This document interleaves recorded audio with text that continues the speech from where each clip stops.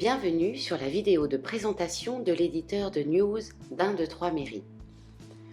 Aujourd'hui, nous allons vous montrer comment ajouter une actualité dans votre module de news. Notez que l'affichage de ces news peut varier en fonction du template retenu et de la configuration du module actualité qui les gère. Mais, sauf dans de rares cas de figure, comme pour les agendas par exemple, le principe d'intégration restera le même, que ce soit en front-end ou en back-office. Ici, nous partons du principe que vous êtes déjà connecté en front-end. Mais tout comme en back-office, pour commencer, il vous faudra dans un premier temps cliquer sur le bouton « Ajouter un article ».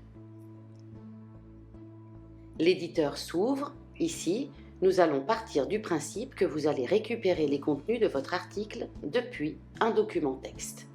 Copiez le titre de votre article et collez-le dans le champ correspondant dans l'éditeur 1, 2, 3 Mairie. Faites ensuite de même avec le corps de votre article. Attention cependant au copier-coller si vous les faites depuis un autre type de document que du texte brut, notamment depuis un fichier Word ou depuis un autre site internet. Vous risquez de récupérer des styles externes et devrez donc utiliser la fonction « Effacer la mise en forme » de l'éditeur pour respecter les normes d'accessibilité dont nous reparlerons en détail à l'occasion d'un autre tutoriel.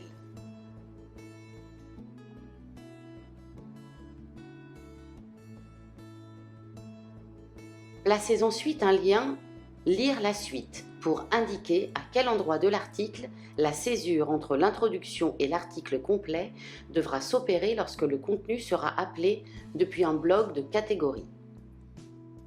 Ceci fait, nous allons nous occuper de l'image principale de l'article. Rendez-vous pour commencer dans l'onglet « Images et liens » de l'éditeur. Vous disposez de deux champs, un pour l'image d'intro, les vignettes pour les textes d'introduction présents dans les blogs, et un pour l'image censée s'afficher dans l'article complet. L'image complète est facultative, mais l'image d'intro est indispensable pour l'affichage de vos blogs d'actualité. Cliquez tout d'abord sur le bouton « Sélectionner » du champ « Image d'intro » pour aller chercher soit une image déjà présente sur le serveur, soit pour en uploader une depuis votre disque dur dans le répertoire de votre choix. Pour uploader une nouvelle photo, une fois que vous aurez choisi votre image sur votre ordinateur et sélectionné son répertoire de destination sur le serveur, cliquez sur le bouton bleu en bas intitulé « Démarrer l'envoi ». L'image se retrouve ainsi que le serveur. Il ne vous reste plus qu'à la sélectionner en cliquant sur sa vignette en aperçu et en appuyant sur le bouton vert « Insérer » situé en haut à droite. Si vous souhaitez une image de grande dimension à afficher en en-tête de l'article complet, reproduisez l'opération dans le deuxième champ « Image de l'article complet ».